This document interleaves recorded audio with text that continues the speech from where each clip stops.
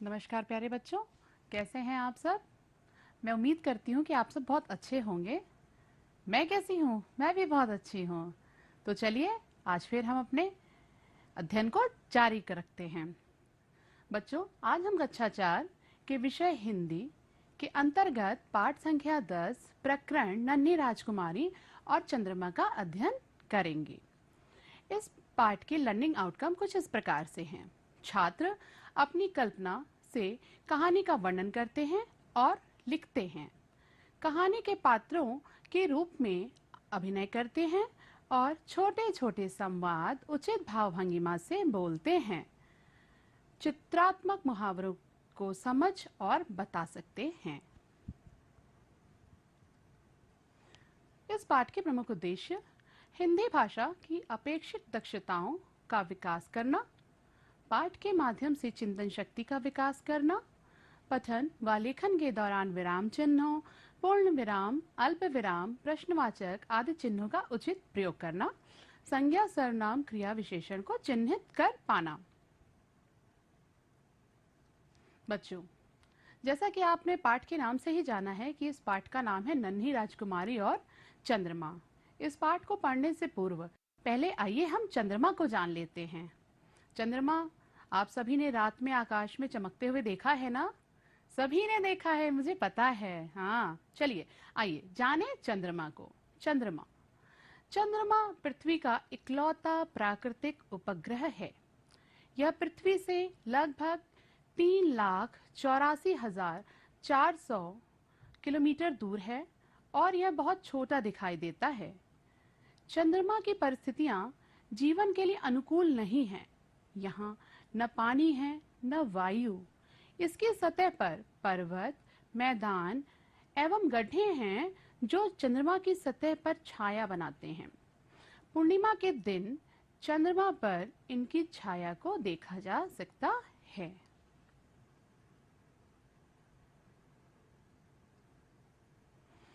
प्यारे बच्चों, जैसा कि अभी हमने चंद्रमा के बारे में जाना, अब मुझे आप कुछ प्रश्नों के जवाब दीजिए। क्या हमें संतुलित भोजन करना चाहिए? बताइए, जल्दी जवाब दीजिए। जी हाँ, बिल्कुल सही, हमें संतुलित भोजन ही करना चाहिए। क्या ज्यादा भोजन करने से हम बीमार पड़ सकते हैं? सोचिए सोचिए, क्या ऐसा होता है कि यदि आपने ज्यादा भोजन कर लिया तो आप बीमार पड़ जाएंगे? हाँ, ज्यादा भोजन कर लेने से आपकी तबीयत खराब हो सकती है, आपको उल्टियां शुरू हो सकती हैं, दस्त लग सकते हैं। इसलिए ज्यादा भोजन करना स्वास्थ्य के लिए हानिकारक होता है। अच्छा बच्चों, ये बताइए, क्या चंद्रमा को धरती पर लाना संभव है? सोचिए, क्या चांद धरती पर आ सकता है, आपके पास आ सकता है? नहीं? ठीक, सही बात। बच्चों, इस कहानी नन्ही राजकुमारी और चंद्रमा के विषय में एक और बात है। यह कहानी प्रख्यात अमेरिकन लेखक जेम्स थर्बर की कहानी मैनी मून्स का हिंदी रूपांतर है। प्यारे बच्चों, आइए अब हम पाठ की विस्तृत वाचन करते हैं। नन्ही राजकुमारी और चंद्रमा। बहुत पुरानी बात है। समुद्र के किनारे एक नन्ही सी राजकुमारी रहती थी। एक दिन उसने इतनी चटनी खा ली कि वह बीमार पड़ गई। डॉक्टर ने उसे देखा तो चिंता में पड़ गया। उसने राजकुमारी से पूछा, बताओ तुम्हें क्या चाहिए? राजकुमारी बोली, अगर मुझको चंद्रमा मिल जाए तो मैं अच्छी हो जाऊंगी। राजा के पास एक से बढ़कर एक विद्वानों की भीड़ लगी रहती थी। वह उनसे जो भी मांगता था वे सब उसे हाजिर कर देते थे। इसीलिए राजा ने कह दिया, ठीक है, तुमको चंद्रमा मिल जाएगा। राजा ने दरबार में पहुंचकर मंत्री को बुलाया। मंत्री तुरंत हाजिर हो गया। राजा ने मंत्री से कहा, मंत्री जी, राजकुमारी को चंद्रमा चाहिए, तभी उसकी तबीयत ठीक हो पाएगी। आज रात या ज्यादा से ज्यादा कल तक हर हाल में चंद्रमा चाहिए। यह सुनकर मंत्री पसीना पसीना हो गया और बोला, महाराज, चंद्रमा लाना तो असंभव है। यह सुनकर, चंद्रमा 35,000 मील दूर है, वह पिघले तांबे का बना हुआ है और राजकुमारी के कमरे से बड़ा है। मंत्री की बातें सुनकर राजा गुस्सा हो गया। उसने मंत्री को तुरंत जादूगर को हाजिर करने के लिए कहा। जादूगर ने नीले रंग का लबादा पहना हुआ था। कलगीदार टोपी में चांदी के सितारे चमक रहे थे और लबादे पर सोने के उल्लू बने हुए थे। मगर जब राजा ने राजकुमारी की इच्छा बताई तो उसका चेहरा पीला पड़ गया। जादूगर बोला, राजा साहब, चंद्रमा तो कोई नहीं ला सकता।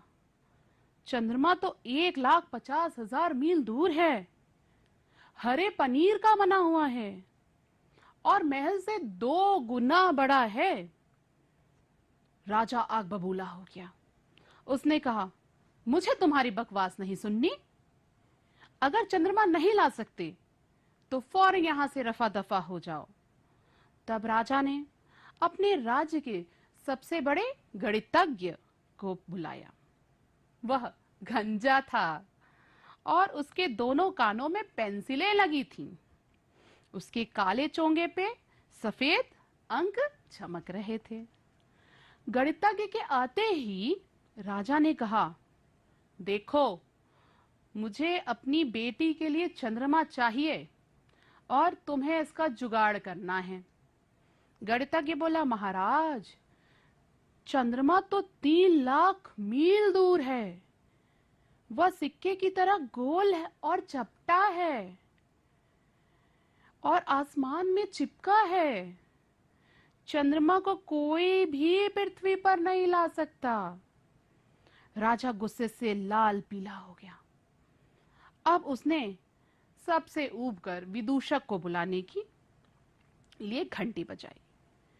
रंग बिरंगी कतरनों से बने कपड़े और टोपी लगाए छलांग मारते हुए वह राजा के पास आ गया और बोला, महाराज, मैं आपकी क्या सेवा कर सकता हूं? राजा बोला, राजकुमारी को चंद्रमा चाहिए और जब तक राजकुमारी को चंद्रमा नहीं मिल जाता वह ठीक नहीं हो सकती। विदूषक ने पूछा, विद्वानों के मुताबिक चांद कैसा है, कितना बड़ा है और कितनी दूर है? राजा बोला, मंत्री कहता है चंद्रमा 35,000 मील दूर है, राजकुमारी के कमरे से बड़ा है। जादूगर कहता है चंद्रमा 3 लाख मील दूर है और मेरे राज्य का आधा है।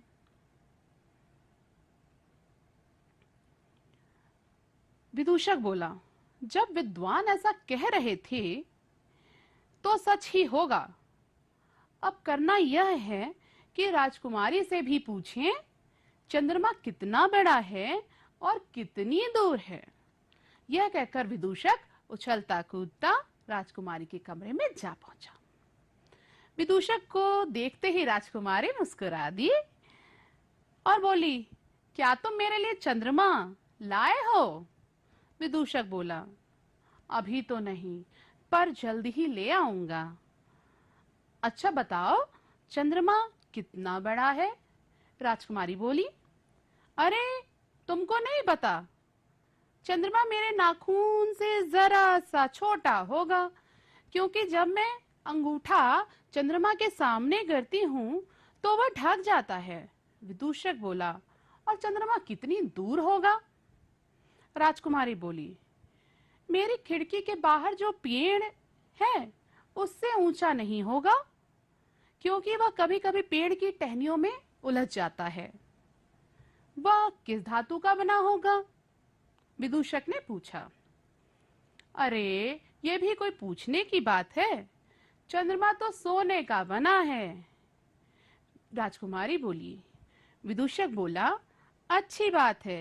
आज रात जब चंद्रमा टहनियों में उलझेगा तो मैं उसको उतार लाऊंगा। राजकुमारी बोली, जरूर, मुझे जल्द से जल्द सोने जैसा चंद्रमा ला दो।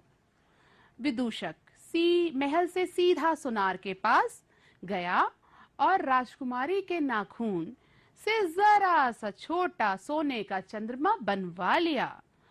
उसे सोने के तार में पिरोकर राजकुमारी के पास ले आया। राजकुमारी खुश हो गई और सुबह बाग में चहकते हुए खेलने लगी। वह स्वस्थ हो गई थी। राजा अब भी चिंतित था।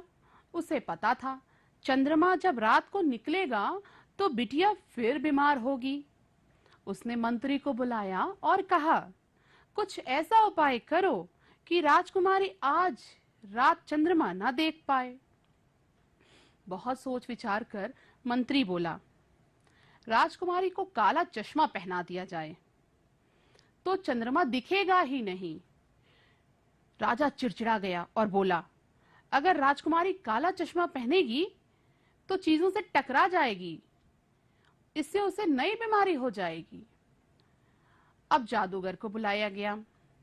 उसने सुझाया कि महल के चारों ओर काले मखमल के ऊंचे ऊंचे पर्दे टांग दिए जाएं, तो चंद्रमा हर हाल में छिप जाएगा।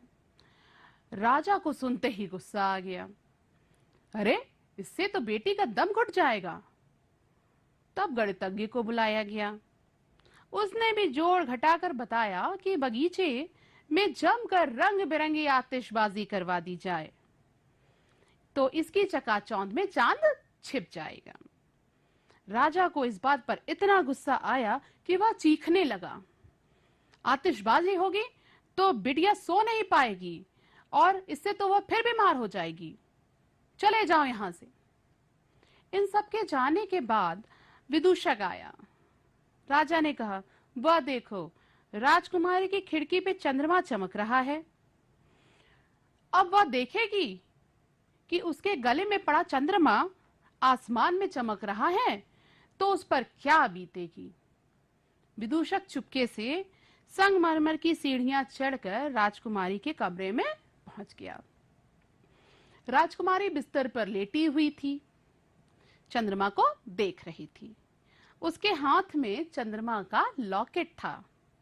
विदूषक बोला, कितनी अजीब बात है, चंद्रमा आसमान में चमक रहा है जबकि वह तो सोने की जंजीर के सहारे तुम्हारे गले में लटक रहा है। राजकुमारी खिलखिलाकर हंस दी और बोली, अरे तुम तो एकदम बुद्धू हो, इसमें अजीब बात क्या है। जब कोई दांत टूट जाता है तो उसकी जगह दूसरा नहीं उग जाता।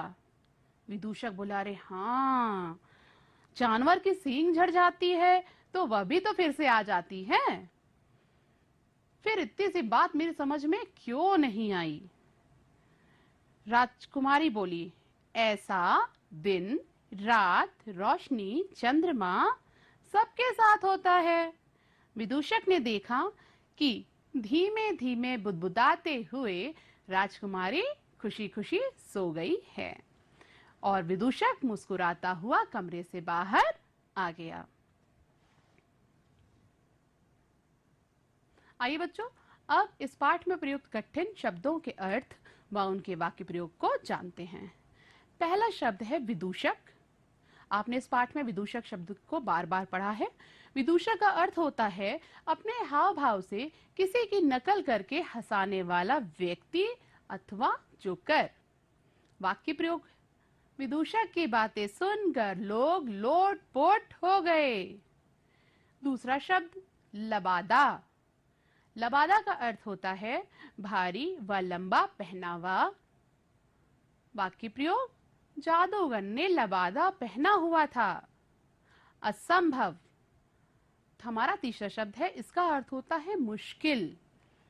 वाक्य प्रयोग, तारे तोड़ना असंभव कार्य है। चौथा शब्द जुगाड़। जुगाड़ का अर्थ होता है व्यवस्था करना।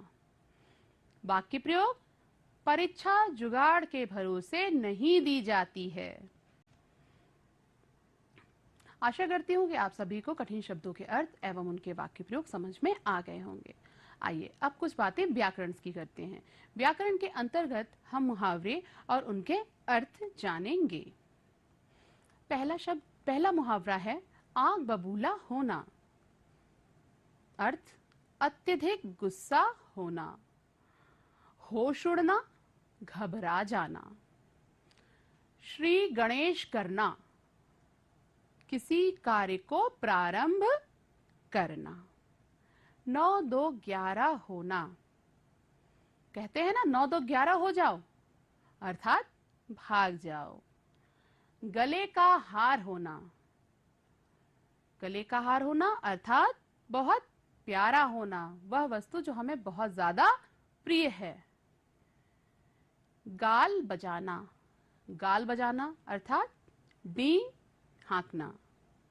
कुछ लोग बड़ी बड़ी बातें करते हैं, उसको कहते हैं गाल बजाना। कोल्हू का बैल, अत्यधिक परिश्रम करने वाला व्यक्ति। बच्चों आइए बोध प्रश्न जानते हैं। प्रश्न 1, राजकुमारी किस कारण से बीमार हो गई? बताइए राजकुमारी किस कारण से बीमार हो गई थी? जी हाँ, राजकुमारी अत्यधिक चटनी खाने के कारण बीमार हो गई थी। प्रश्न 2, मंत्री ने पहली बार बुलाने पर राजा से क्या कहा? उत्तर, मंत्री ने पहली बार बुलाने पर राजा से यह कहा कि चंद्रमा 35,000 मील दूर है और वह पिघले हुए तांबे से बना है। प्रश्न 3, विदूषक क्या पहने था? बताइए विदूषक ने क्या पहना था? जी हाँ, बिल्कुल सही, विदूषक ने रंग बिरंगी कतरनों से बने कपड़े और टोपी पहनी हुई थी। शाबाश। प्रश्न 4, राजकुमारी कैसे ठीक हुई? जल्दी से इसका जवाब दीजिए। जी हाँ, बहुत अच्छे। राजकुमारी विदूषक से सोने से बने चंद्रमा को पाकर ठीक हो गई। शाबाश बच्चों। इस पाठ की हम पुनरावृत्ति कर लेते हैं। एक बार नन्ही राजकुमारी अत्यधिक चटनी खाकर बीमार हो गई थी। डॉक्टर के इलाज से भी उसको कोई फायदा नहीं हो रहा था।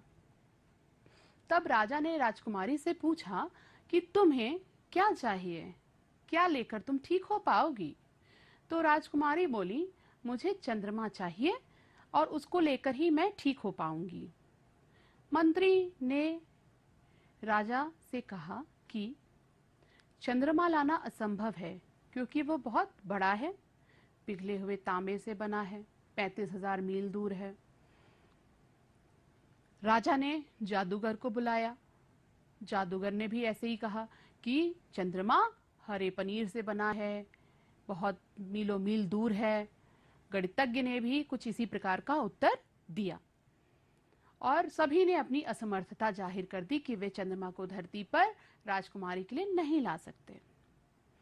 अंत में राजा ने विदूषक को बुलाया। विदूषक ने नाखून के बराबर का सोने का चंद्रमा बनवाया और उसे राजकुमारी की जंजीर में डाल दिया।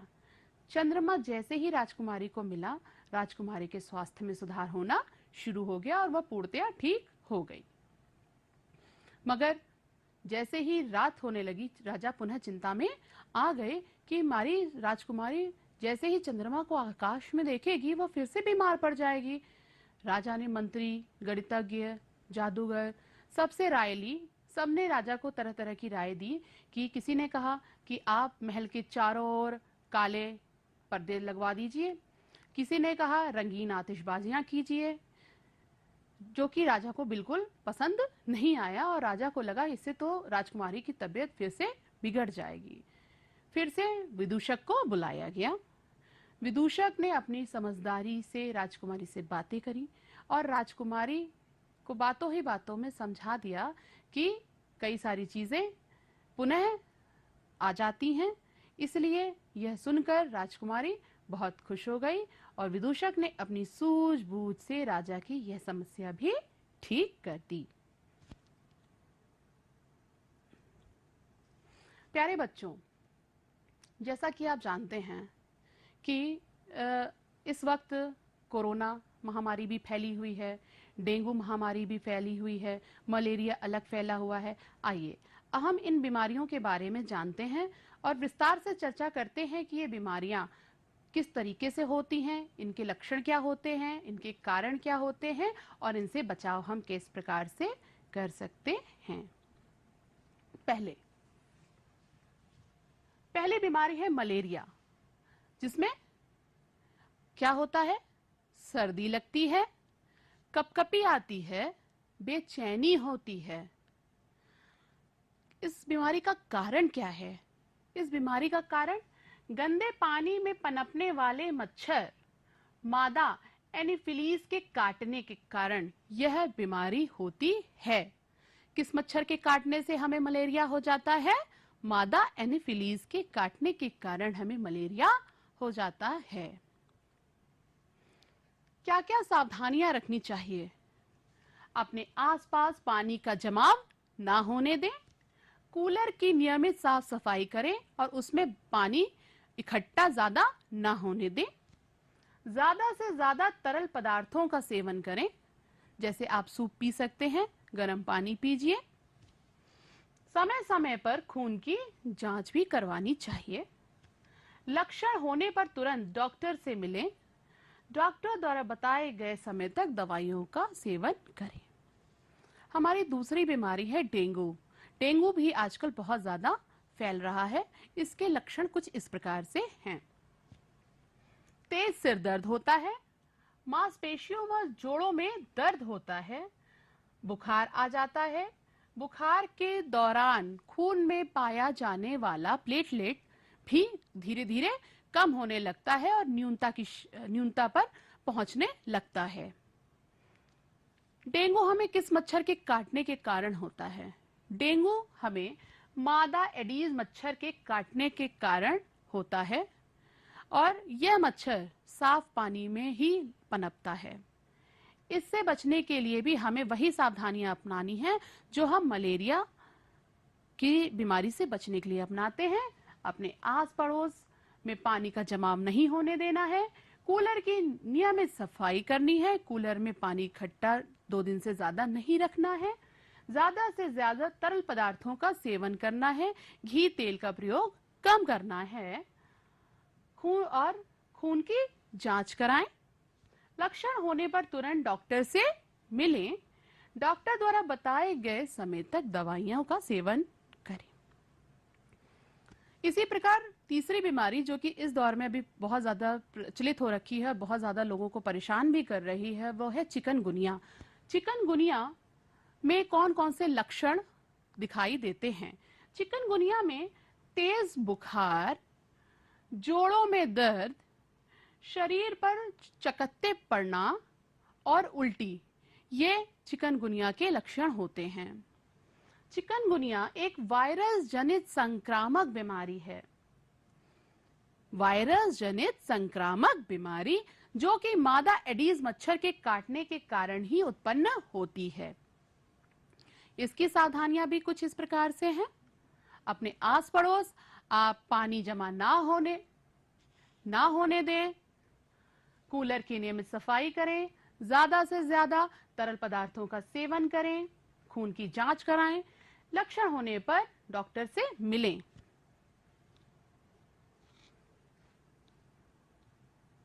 प्यारे बच्चों, जैसा कि हम जानते हैं यह समय कोविड-19 से लड़ने में बीता जा रहा है और यह कोरोना महामारी वैश्विक महामारी है।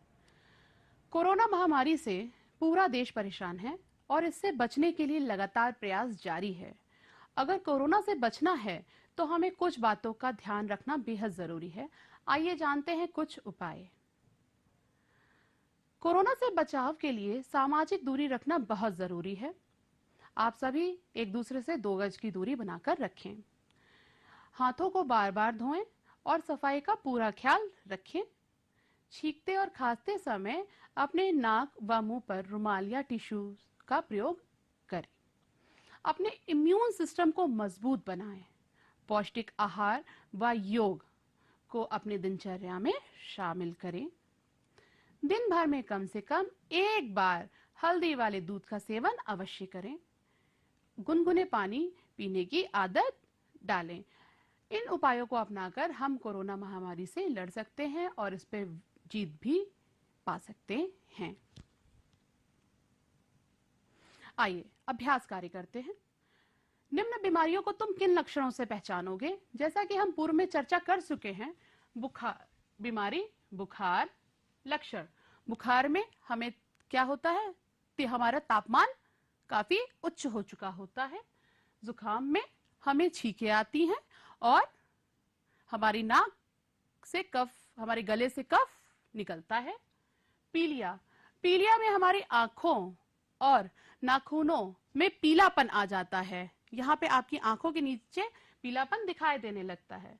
कोरोना महामारी, कोरोना बीमारी के लिए सभी जानते हैं कि इसमें सर्दी जुकाम शुरू होता है, तीव्र बुखार आता है और श्वसन तंत्र में दिक्कतें आने लगती हैं। डेंगू, डेंगू में भी तेज से दर्द शुरू होता है, प्लेटलेट की संख्या कम होने लगती है। आइए अब हम गृह कार्य में चर्चा कर लेते हैं। चित्र देखकर मुहावरे बनाएं। ये चित्र देखिए, इसमें आपको एक मोटा सा व्यक्ति दिखाई दे रहा है और देखिए इसके सामने एक थाली रखी हुई है। क्या हो रहा है? इसके लिए हम कौन सा मुहावरा प्रयोग में लाएंगे? मुंह में पानी आना। दूसरा चित्र है, ये देखिए एक पांव, दो एक किसी व्यक्ति का पांव बना है। पांव में क्या पड़ी हुई है? नहीं नहीं, पायल नहीं है, जंजीर है। पैरों में जंजीर पड़ना। तीसरा चित्र है हमारा दिया। दिए से हमारा कौन सा मुहावरा बनेगा? दिए में ध्यान से देखिए, दिए के नीचे अंधेरा है। इसका अर्थ हुआ चिराग तले अंधेरा होना। समझ गए बच्चों? नीचे दिए गए मुहावरों का अर्थ बताते हुए अपने वाक्यों में प्रयोग कीजिए। पसीना पसीना होना, घबरा जाना। चेहरा पीला पड़ना, बहुत ज्यादा परेशान हो जाना। आग बबूला होना, क्रोधित हो जाना। दफा हो जाना, भगा देना। गृह कार्य, गृह कार्य 2। यह चित्र बना हुआ है, देखिए उधर अमृत। यह चित्र को देखकर सवालों के उत्तर दीजिए। यह किस बीमारी की दवा है? यह कौन कौन सी चीजें मिलाकर बनाई गई है?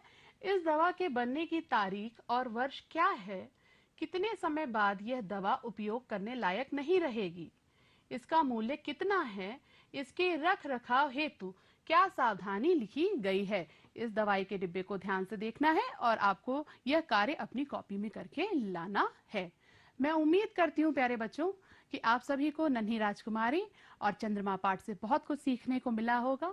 हम पुनः एक बार फिर मिलेंगे अच्छी अच्छी कहानियों और कविताओं के साथ। तब तक मैं आशा करती हूँ कि आप सभी खुश रहेंगे, प्रसन्न रहेंगे और इस पाठ को बहुत अच्छे से पढ़ेंगे।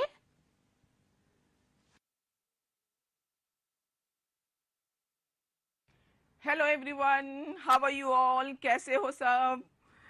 Welcome back in my class. अच्छा, आज मुझे ये बताओ कि किस किस बच्चे को मेहनत करना पसंद है।